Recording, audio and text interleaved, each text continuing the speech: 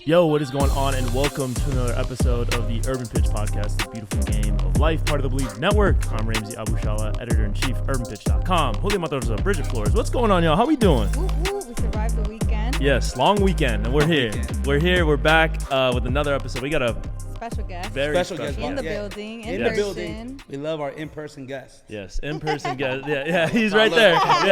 No, don't be humble, man. Don't be humble. We know, yeah. Recording artist, going on tour in May. He's playing at the Roxy on May 23rd. ATM Danny is in the building. ATM Danny, what's going on, man? How we doing? I'm doing good, man. I'm doing great. I love the area. It's my stomping grounds right here, bro. You know, after this, let's go turn up. All right, 82. 82. Shot in the beer. Shot in beer, and that's it. That's the norm out here. Shot in the beer. That's the norm. Yeah. Right. Shout out Norms, too. Oh, yeah, 24 hours. Come on. Yeah. Where life happens. That's Yeah, right. it is where life happens. Yeah. What's going on, man? We're happy to make this happen. We did an interview with you for the website towards the end of 2024. Shout out to Victoria Hernandez who did that one. But a lot has happened since then. We want to talk about the upcoming tour, the music, and all that. But first of all, we want to get down to the important stuff, and that's you're a Valley native. So 818, we got to represent. I'm the resident You're finally Valley. not alone. I know, yeah. So these two always gang up on me. We had, an LA City Congress member on here. He was talking trash about the Valley. He verified the Valley is in LA. No. So it's always nice to have somebody who understands the cultural significance of the Valley. So talk about that. Enlighten the lesser enlightened people that we're sitting with today. Check it out, man. Like a lot of people just give a bad. It's not even a bad. It's a good outlook, right? But like they say it in a negative way about like how the Valley looks. I'm like, hey man, look. At the end of the day, now as of today, bro, that's where everything's popping. Anyone that somebody or wants to like come out here, that's where they move. That's where all the YouTubers move. That's where everybody, all that business, all that networking is there. Respectfully, no one's trying to. I'm not trying to live in the city. I'm trying to live. I'm trying to hit the bars. I'm trying to do all that. They got everything there, man. That's home. Always. Talk about growing up. What was it growing up like in the Valley? What part of the Valley growing up, from? it was nice. I mean, it was nice, but like, it was I had an older brother, so one reason why I didn't go to school around where I lived was because he was like a bad example. So, he was tagging and doing all that. And my mom didn't want me doing all that, so that's why earlier today I told you I went to school in Lakeview Terrace, so I had to do a whole like 20-minute push out to the mountains, bus ride, to get to school. So, but it was cool, man. Other than that, bro, like I feel like I had I don't regret my mom doing that at all because like I got both sides. Like I did the Van Nuys way, and then all my friends lived in like the Pacoima, Selmar, San Fernando area. So I feel like I moved. I did a lot. I went through hella trenches and stuff like that to figure out myself, man. What was your home high school? Which one? Your brother. So he went. Well, he was supposed to go either Van Nuys but he ended up going to Fulton. Okay. Fulton. He went to Fulton Prep, right? Something like that, Fulton Prep. Well, they just turned into a prep school his senior year. Old ass, 2011. But he went to Madison. Come on, man. That's not that old. He's not that old. My bad. I feel. My bad. We all stayed quiet. My bad. What up, Uncle? Hey. Oh, bro, because I hate y'all. Damn, he straight called us out. Hey, 2012 that's You graduated 2012? Yeah. Bridget both 2012. Yeah. Shout out to the pod, all this knee pain we got here. We got icy hot on our backs. Hey, we still keep up. But yeah, he went there. He went to Fulton Prep, and then he went to Madison Middle. Okay. But we all went to Hazeltine at one point in our lives. Cool. Yeah. That was home base. Right. Yeah. So, growing up in the Valley, does that give you like different perspectives? Like when you're navigating like the whether it's sports from a sports perspective, a music perspective, you mentioned like networking and like maybe opportunities that are in the Valley. Like what do you feel like there's a different identity that comes with being from the Valley? Because I feel like, different people say different things when it comes to that stuff. I just feel like you get a lot of diversity in the Valley. Like with everything. No, I mean, not just music, you know, like, I mean, musically, yeah, all the studios are there. Right. You feel me? Like, I don't think I've ever hit. I mean, I've hit studios outside of the Valley, but bro, I go to like 20. Yeah. Around there. It's all like, it's all there. Burbank That's just the base. Like, you know, that's the, like you said, identity, especially North Hollywood. Yeah. Like, that's like the hub. And, but yeah, man, like, wait, what was the question again? My bad. Like, yeah, I mean, that pretty much, that I feel like that was okay, cool. You answered it. But, so going from there, Galaxy fan, right? We did the interview with you on the heels of Trophie'd Up. When did you become a Galaxy fan? How did that happen? Were you always a soccer fan growing up? Can you talk about that a little bit? Always a soccer fan, bro. Always come from a soccer household. My brother's first team, well, like, cause my older brother, like, he was the first one to play soccer, right? So he was at Whitset. Yeah. Shout out Whitset Yeah. Park. Whitset, yeah. Yeah, he was first. The first team was LA Galaxy. So like, we have pictures of us like dirt fields, and we were like, man, Before I it wish was turf? hey, low key, I should have came ready with those pictures. With the photos, bro, they're classic. Yeah. They're class. I got some oversized. I'm like in a green Galaxy shirt with like green and yellow with like blue shorts, blue longs, bro. No swag. But like, yeah, like we got hella pictures of like that, like for the longest, and then we'd always go, you know, especially Cienfuegos. Like my dad's well, you know, I'm Salvadorian, so that's like Messi does, you know. So And shout out to the Valley because they're one of the bigger soccer hubs from like all the clubs they have. They're big clubs. Valley United, Real SoCal, Force. They had a Force team. So like I said, my brother played all his soccer career up in the Valley. So exactly, you go to you have some hood kids playing in the teams, and then you have people coming from like the mountains, like big houses, and they're all in one team. You have Armenian, Argentinian, Salvadorian, Mexicans all in one team. So it's like, and all those cultures just intertwine when they play together. Yeah, I remember one time. Yeah, you're spot on that, bro. I went to a house one time. God, dude, this guy's it's bigger than this ceiling, bro. It's like 20 feet door. I mean, 20 feet, 20-foot door, bro. Like, I'm like going through. I'm like, I gotta press a code to get into my house, you know? Yeah. Pressing the code to get into their estate. You feel me? It was crazy, but yeah, that was it was weird at one point. Like, it's weird. I'm like, damn. Like, I remember going to my brother's end of the year party. Like, this guy had a tennis court and a basketball court in a pool. What does he do? Like the team parties, like there's always like crazy like story. Like I remember because my brother, we played football, and my brother's coach was MAC-10, and so they had a team party at his house in Calabasas, and one left eye burned down. Huh? No, that's no, different. Not even the same. But I didn't go, and I was like, bro, like I you know, like how I had something else to do, and my sister went, and like they were telling me all this stuff, and you know, just like you never like. There's always like, you know, a cool dynamic, especially when like sports and everybody is. I think that's what the sports is really cool because it's kind of like a level playing field, and there's a lot of different people that you run into, and we give you a lot about the Valley and stuff, but the Valley really does have a lot of diversity, not just like accessibility, and we've talked about how there's so many soccer spaces, soccer complexes out in the Valley that you can go to. I remember growing up, my parents would never like take me to any of my games, but I would take the bus from like San Fernando Valley to go play, and then to Whitset, and then down to Balboa Park.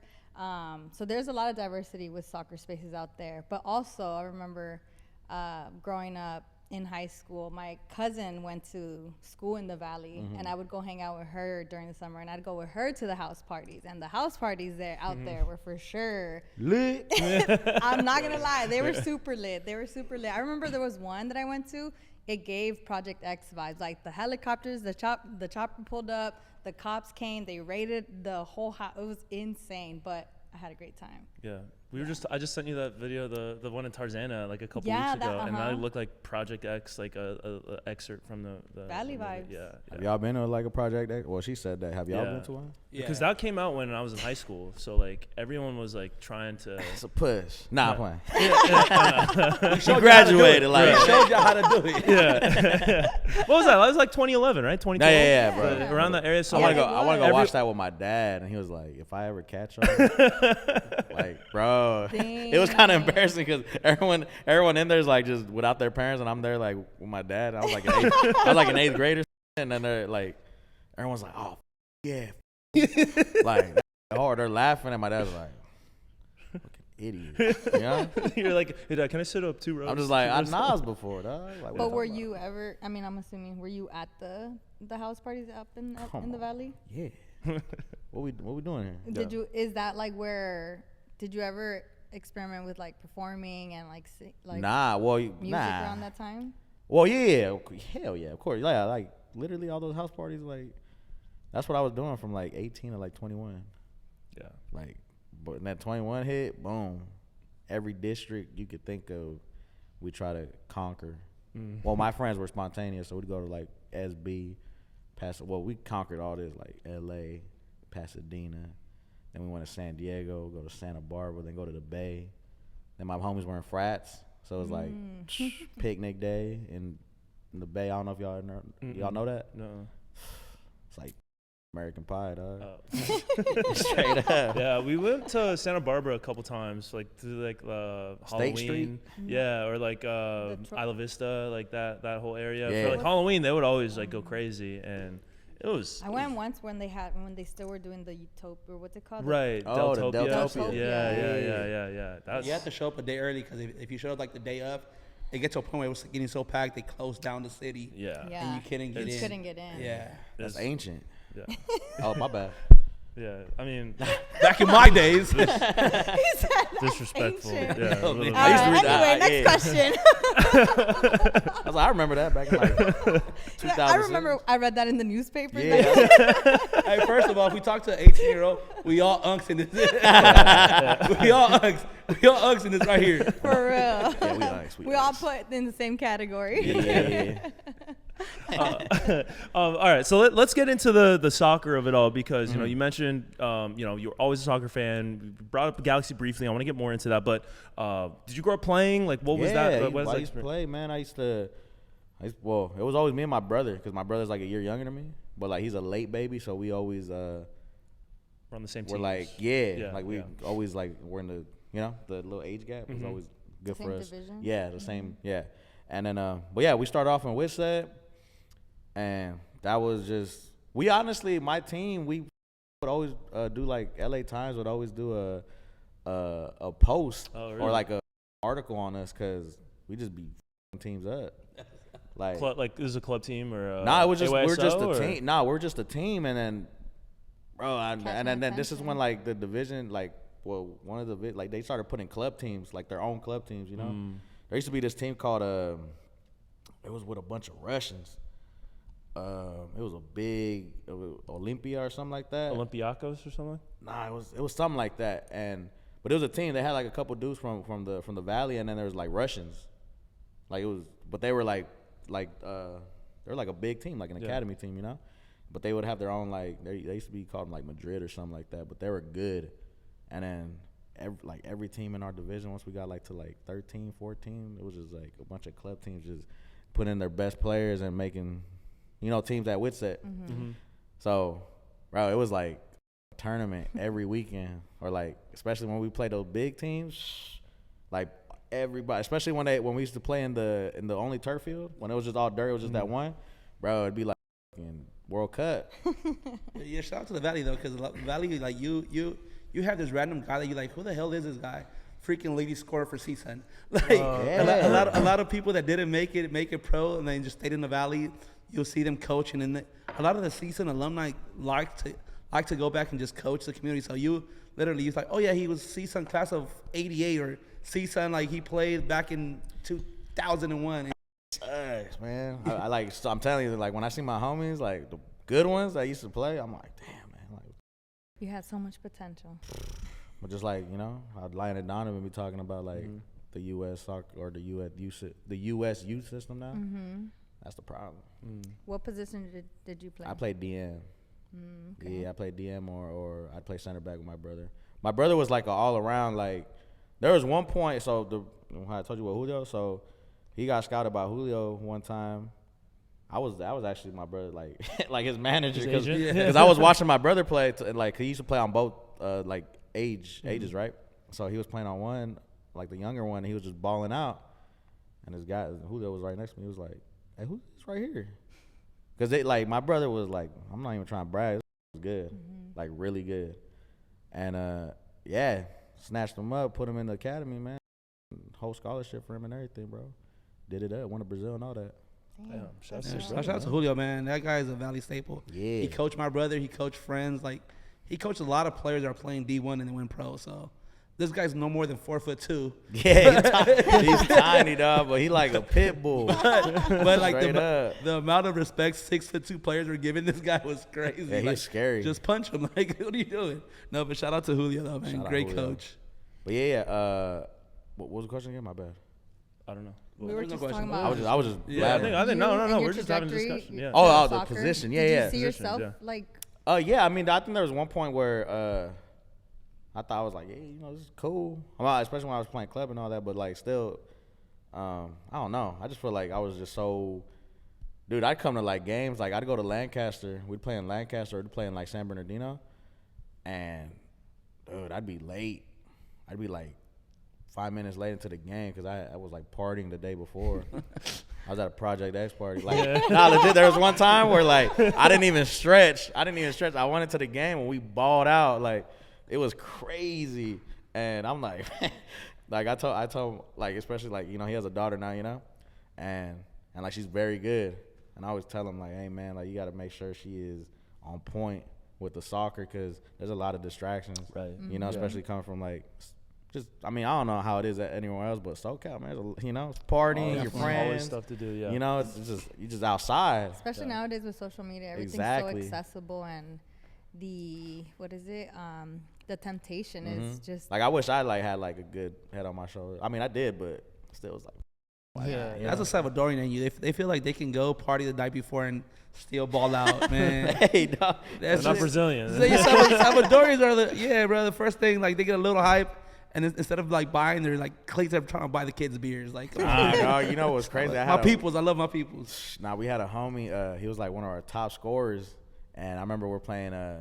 We're having doing State Cup in San Diego, but dude, this guy would literally halftime he'd chug a beer, right? It was like we're like that's his Gatorade. 17 or 18. Oh my. I think I think we're on the last year of like the eligibility, you know, because you know how you age out. Nah, because bro, it was like you know all of us are the hood, bro, you know, and pretty much when because we had formed a team, right? So we formed my school and Silmar, right? Because they became state champions in like 2015. So we formed a team which is all CIF champions, and we like balled out, but yeah, it was funny because like all of us just partied together, and then the parents didn't like. I mean, the parents gave, but there's one of the homies' dads, They're man, partying too with he'll you. just have it like you know he's like hella Mexican, he's just cool, Chuck Modelo, and then we'll just ball out second half. Sheesh. Crazy. That reminds me He's of an my team. outlier. We wasn't chugging beers, but we had one guy picking up 12 players in one Tahoe. And we were all, people think the team was not going to make it on time. It was just like out of like That clown one guy cars. shows up. We would put all the seats down and we just like sit in a circle like. That's hilarious. You're doing your warm up in the car. Anything. No, we were throwing ice at other cars on the way to the game. Oh man, that was bad. Hey, anything to get the whole team Bad there. news bears for sure, bro. Those are Good the times. funnest car rides though, man. When you're with your teammates on the way to games. That's how you and, make like, memories. Yeah. Or get locked up. Either or. One Either or. of Fine them. line, fine One line. is not. There's not mutually exclusive. Getting locked up, you still make memories. You know, like it's not. Remember when we were in the one or hotel other. cell? Yeah. So were you making music while you were playing, or how did that happen? Yeah, that was crazy. Yeah, I just realized that I was, but it was ass. but like, well, to me it was ass. Like when I look back at it, but like everybody be like, man, hey, you looking that sounds pretty good. Like, I appreciate it. Like I'll be at practice and like, so the thing was when I used to post, when I barely started posting music, I'd post at like midnight because I was kind of embarrassed. Like I didn't want like people from high school like seeing me post at like 8 p.m. or something like prime time and like ass or whatever, you know. So I'd post at midnight, so that way whoever was up could see it, and then in the morning when people would wake up, they'd be like, "Oh God, I'm getting ready." Like they'll just dismiss it, you know. And that was me just being shy and just not knowing like what social media was at the time. Right.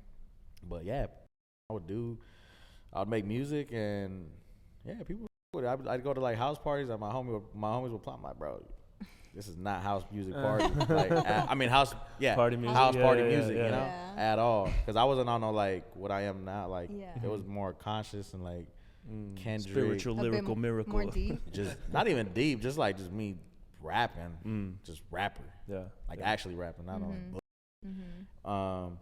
Well, yeah, man, it's been a long time. When Straight did up. when did the trajectory go into like, oh, I'm fully focused on music? I always say 2019 because that's when I started investing in like an engineer.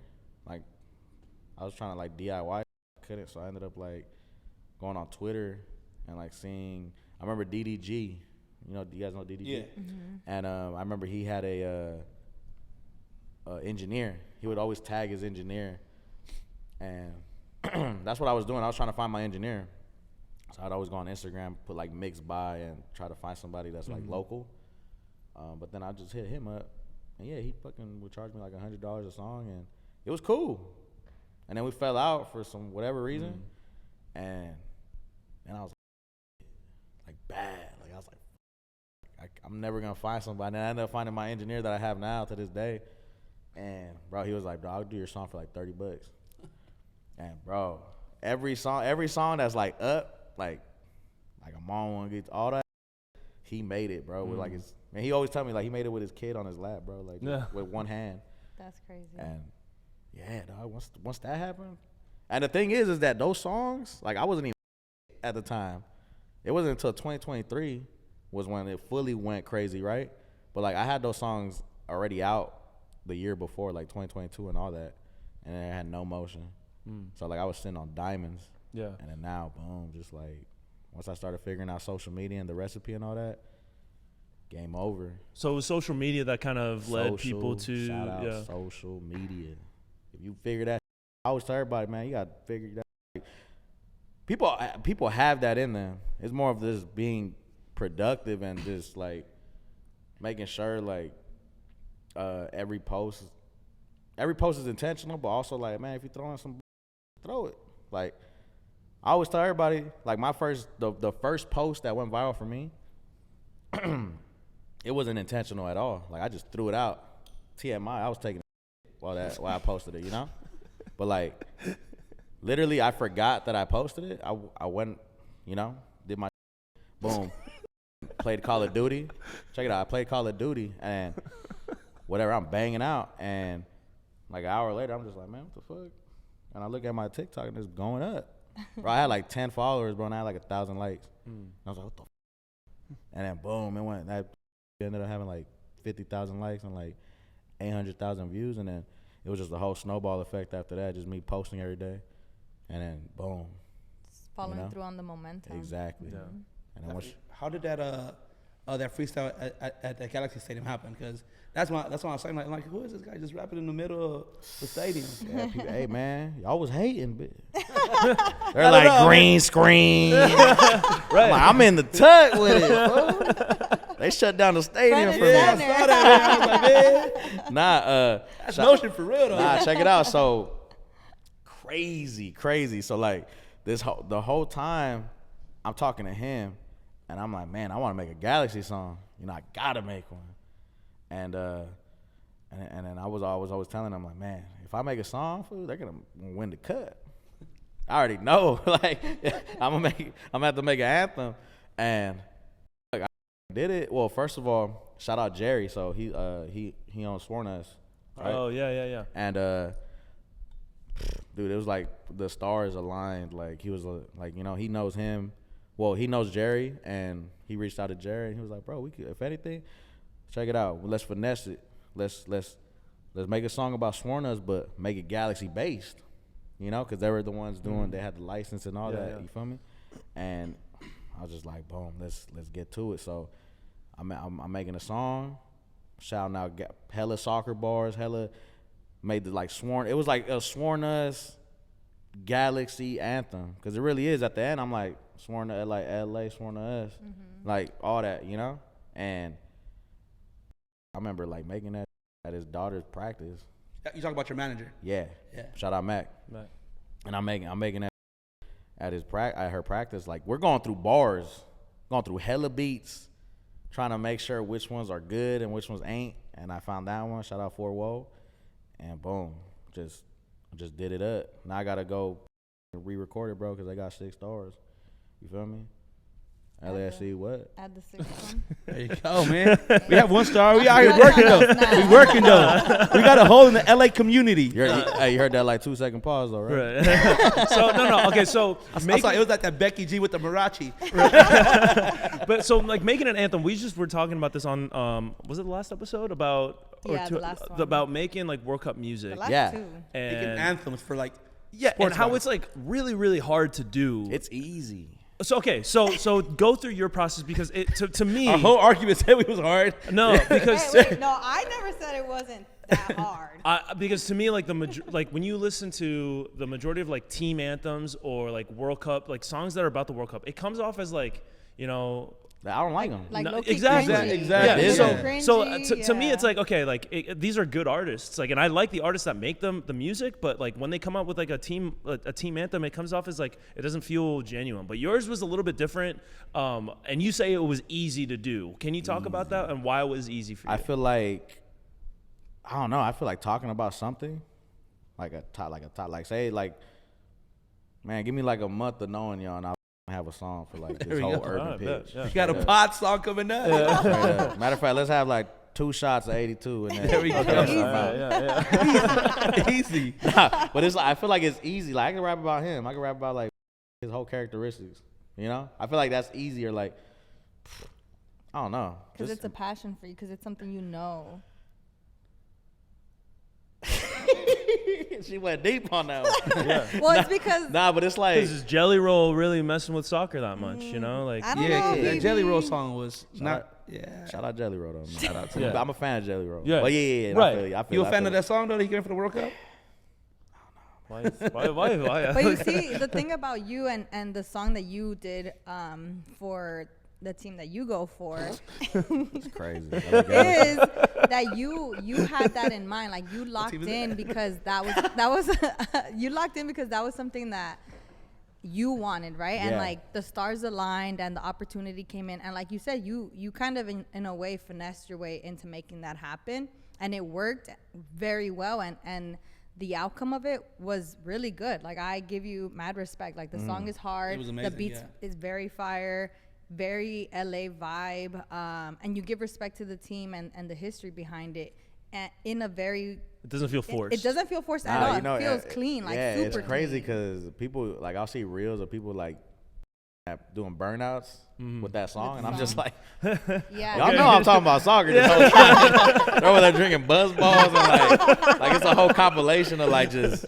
outside shit. Y'all wrong ball. But that's because it works. You know? Yeah. And that's the issue with what we were talking about. It's that some of the songs that we've seen come out just haven't worked, and we're like, is it because they're given a certain direction with the I mean, project?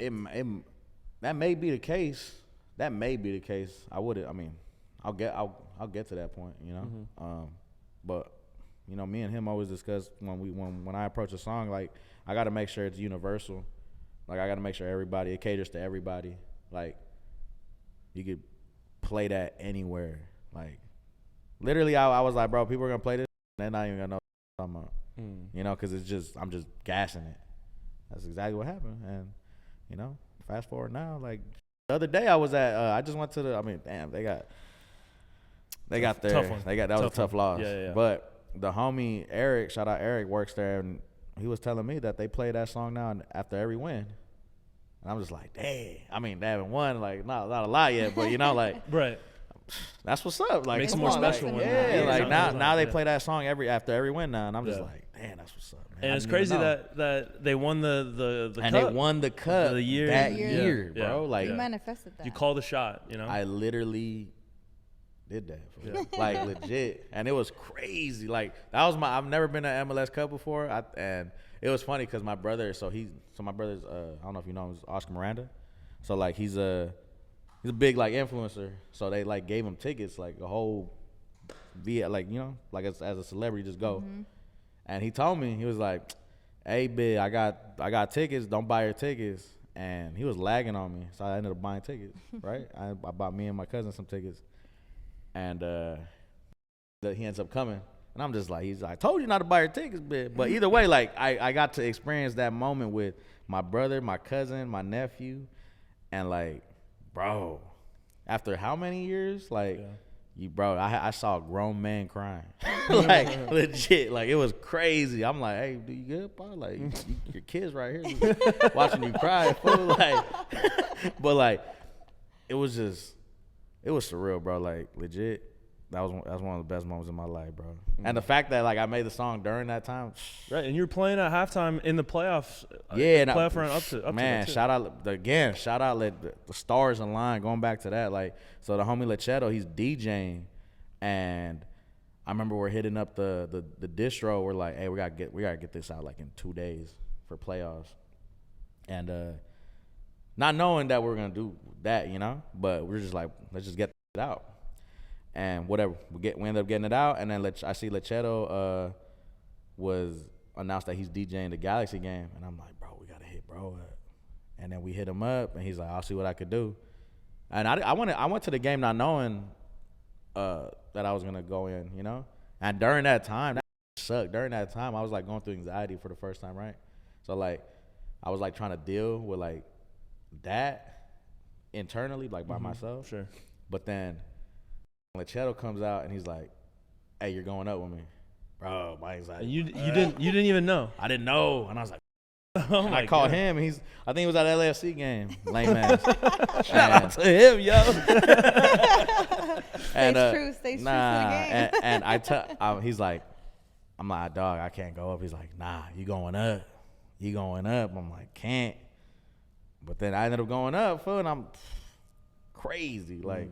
And there was no sound check or no. I don't know how I sounded, but I saw everyone's like videos after, and like I saw people getting twerked on like on the jumbotron. That's how you know it's working. That's how you know it's working. That's the thing though. Forget a kiss cam, like twerk cam, like but bro, that was twerk cam. That was crazy. Like that was a crazy moment.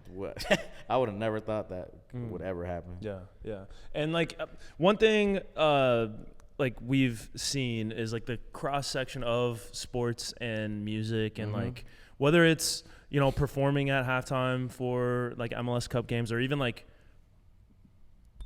footballers starting to make music of their own. Like we just did a story on the site talking about like Rafael Leao and Memphis Depay and all these like footballers like that are making music. Do you ever listen to that stuff? And do you like are there like certain players that like you like respect their chops? I pay attention to that because again I always think about it like this, like they especially like when influencers start like doing you know how influencers transition into music and sometimes they don't go as planned, like they don't they have motion as a brand, of their face, but like music wise, it never it's hard to translate sometimes, But soccer players, like it's a whole different thing. Like they got cult fan bases, especially if you're like a young player, like like Rafael or like Memphis, he's like iconic in his in his own way and all that.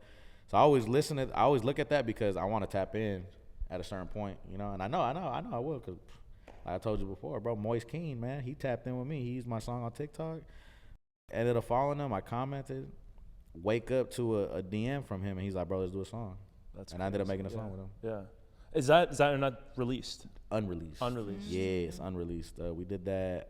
I've been having that song for like damn near a year. Waiting for Italy to make the World Cup or you gonna wait 10 years? I was rooting for that. I wanted him to win, bro, because it's like that was a tough one, man. Yeah, that's a tough loss, man. But nah, just more of the fact that it was just he's during like, especially like this season, you know, he has like he had hella European games. He had the qualifiers. He had the league, the cup. So like, you know, but we ended up doing the song, and he actually came out New Year's or a little before New Year's, and we did a video. Oh, so we have a video with each other, and then now I'm just waiting on like bro to give me the green light. He'll be free in June. I'll tell you that much. I hope he's out here. June through July. I hope he's out in LA or something, man. I'm pretty sure he's gonna be in the States for sure. For sure. Right. But, hopefully, man, like he's out in LA, maybe during the Roxy, and that'd bring be a him great on. moment. Whoa. You know, that'd be legend, bro. Yeah. Every blog is gonna be like, bro, what? Moist, can you just pull it up to a Roxy show? Mm-hmm. Crazy. Yeah. So talk about your upcoming shows, because I saw, you know, you're going on tour. You played at like various like pretty, you know, prestigious venues in LA, like El Rey. You're gonna play at the Roxy. Like, where are some of your favorite places to perform at in LA and outside, like elsewhere? In LA so far, I've the Novo always has like a special place, because shout out G Perico. Pretty much like 3 months of me like blowing up, and because they're best friends, Mac and him are best friends, you know. Sure. So, you know, he gave him that like, hey, I got an artist. He put me on as an opener, but the craziest thing is that I wasn't even like, you know, there's openers and then there's openers, right? You know, so like, and I remember I have this one moment. I always tell everybody this, man, that I was backstage, right, like in the green room. And I went downstairs to go check the stage.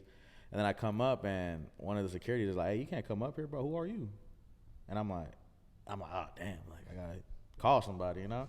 And then I look behind him, and there's like a paper, and it has my name on it. It has G, Wally, Rucci, ATM Danny, and then like openers.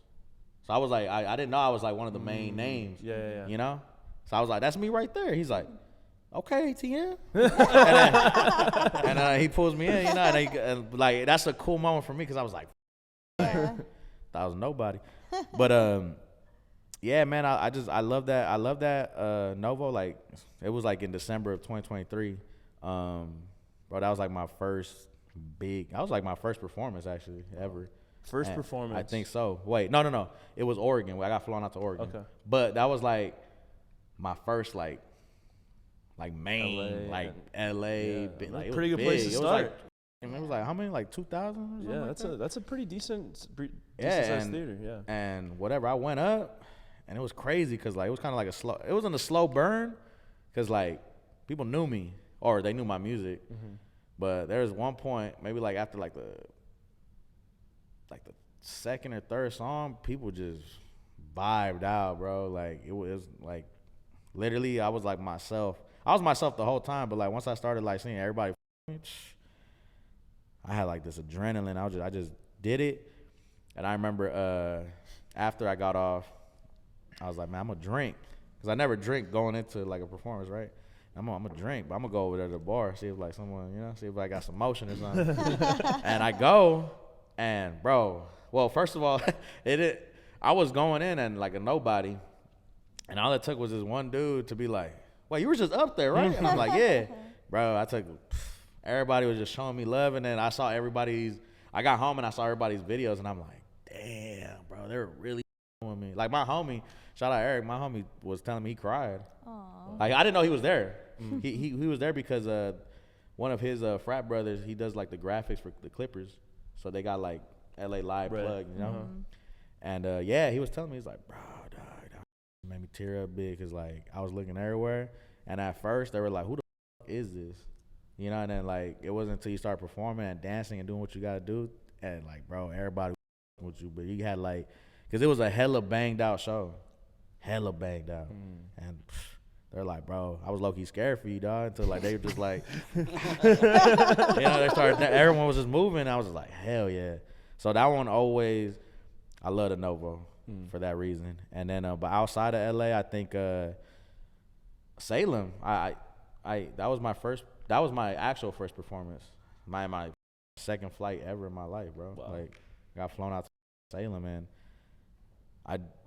it was not a crowd like the Novo, but it was, you know, it was a good amount, and yeah, people loved it there too, and that was my first one. I didn't rehearse or nothing, you know, and it went great, bro. I had white people just being like, bro, what song was that? Like, let me tap in, and you know, like that. I was nobody.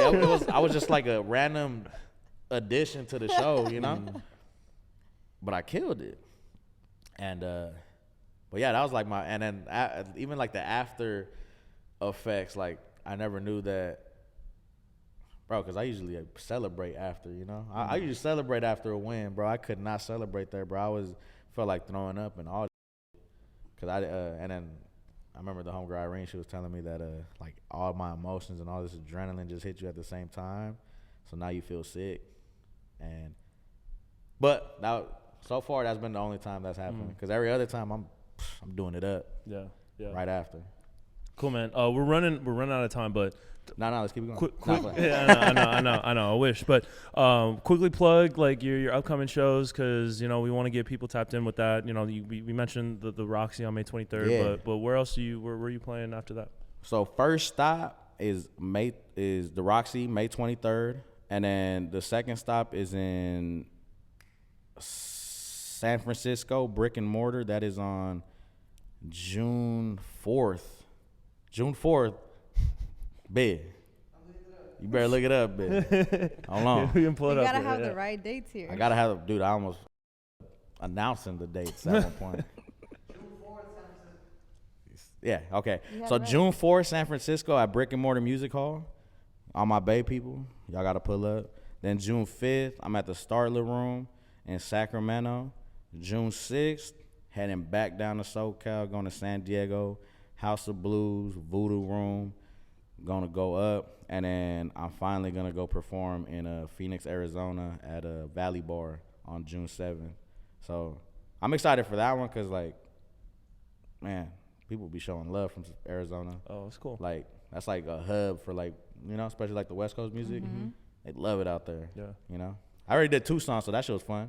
Oh, nice. Yeah. So I'm ready for that. So get your tickets, man. Link in my bio. Do all that, man. If you're a fan, you gotta tap in. Come on now. Yeah. And I know, you know, we want to get more into like, so I feel like we should have you back maybe after the Moist Keen track drops. You know, we'll do the world premiere and then yeah. Pause. Yeah.